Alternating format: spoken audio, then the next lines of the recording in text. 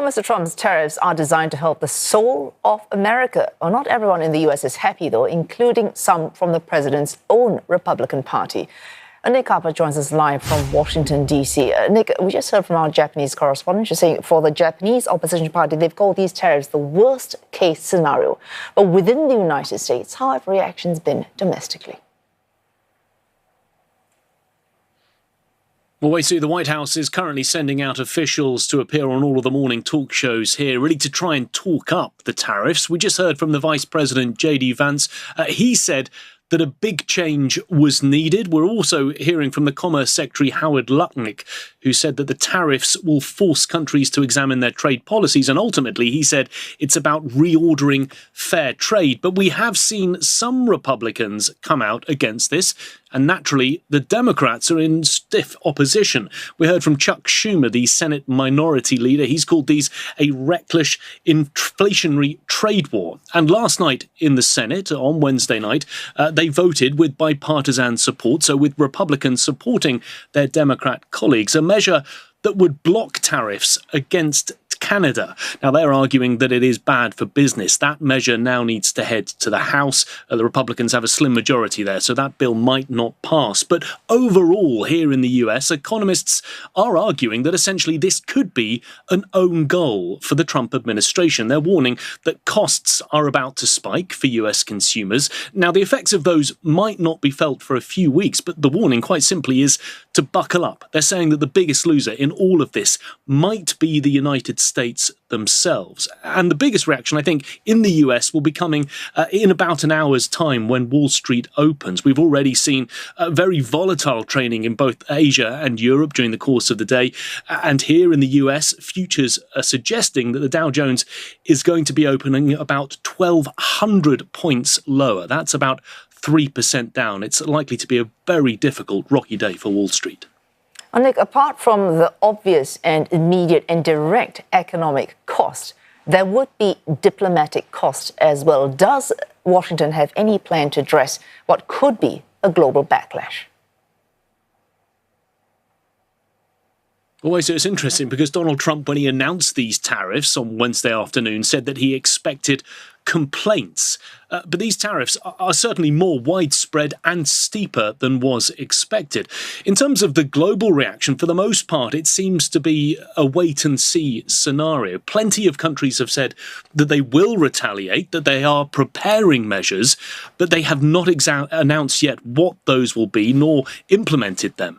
Now, Scott Bessent, the Treasury Secretary, is warning against retaliation, warning against escalation. He's cautioning countries to sit back and take a deep breath, because what is unclear in all of this is what is President Trump's endgame. These tariffs are a fundamental shift in trade relations. He says he wants to level the playing field. He wants to force countries and companies to shift their manufacturing and supply chains to the US. That could be his end goal, but ultimately it could be leveraged to try and cut a deal. And with these tariffs not coming into effect for a few days' time, there is an opportunity for countries to petition the president to try and make an arrangement.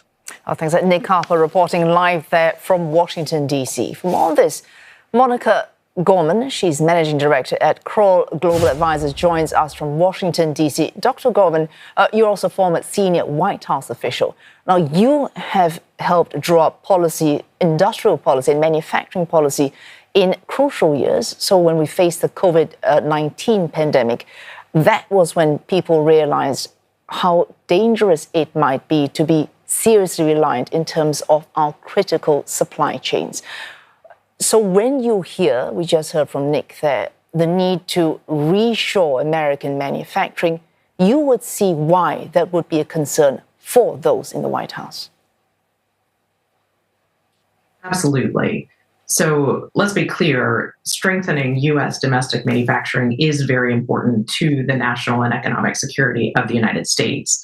And we saw this theme is actually, we're almost 10 years into this idea. We saw it in the first Trump administration. We saw it carried through with the Biden administration. And now we see similar concepts again in the second Trump administration. What has been different is the tactics.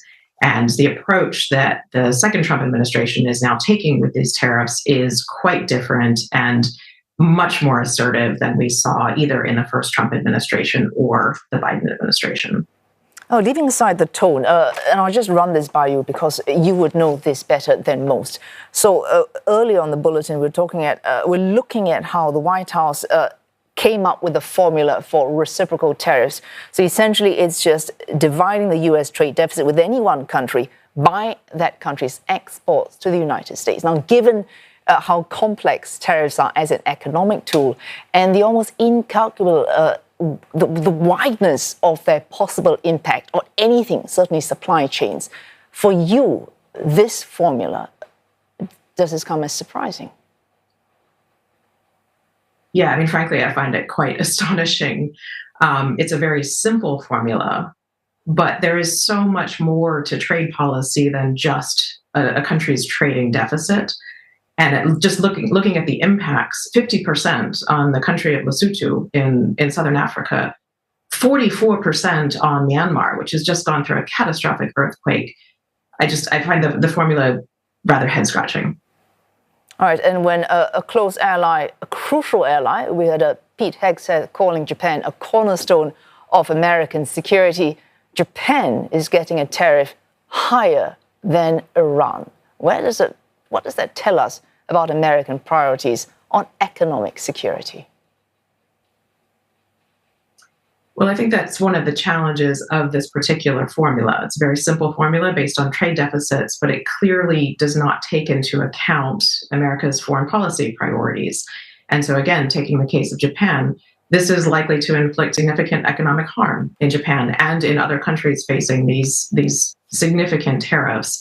And it doesn't appear that those foreign policy calculations have influenced the formula that was used here.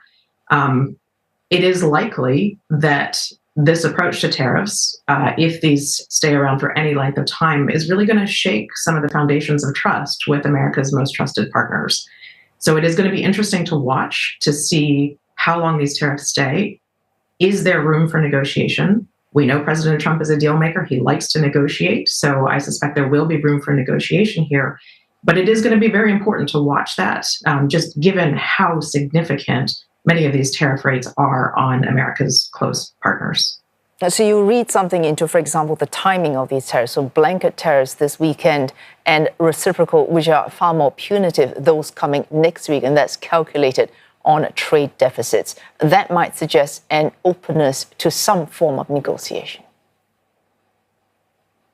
Yes, absolutely. And as a former policymaker in the White House, I do find this time delay quite interesting. It is likely to have been a very deliberate decision. It suggests to me that the 10% tariff rate, universal tariff rate on all countries, probably is here to stay for a while. But the fact that there is a delay in these reciprocal tariff rates to next week, to the 9th of April, suggests that there may be room for negotiation.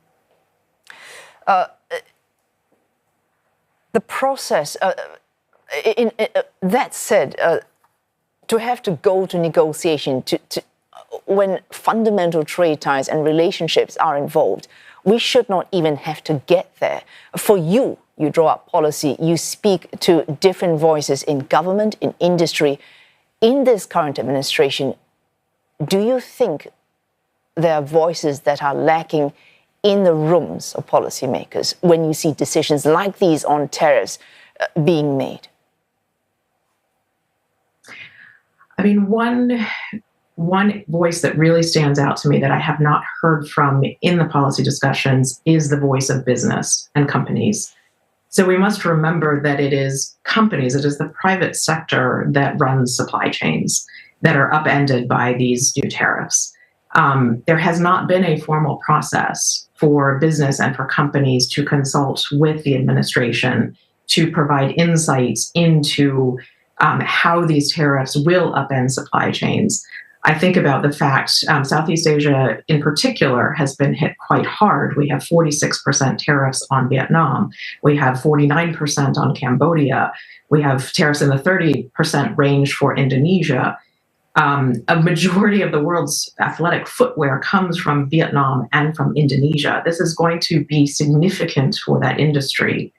But it is not clear that companies have had the ability to provide those insights to policymakers. And I can say, as a former policymaker myself, also someone who spent almost 20 years working in industry, it is not possible for policymakers to anticipate what all of the impacts will be across a multitude of industries, from aerospace to agriculture to electronics. And so having those voices of business is crucial. But I don't think we have seen that yet. That will be a space to watch, to see as these tariffs take effect, if the administration is going to invite more voices in the private sector to provide insights into how these tariffs will actually impact global supply chains. Thanks so much for joining us, Dr. Monica Gorman, Managing Director at Crowell Global Advisors and former advisor to former US President Joe Biden.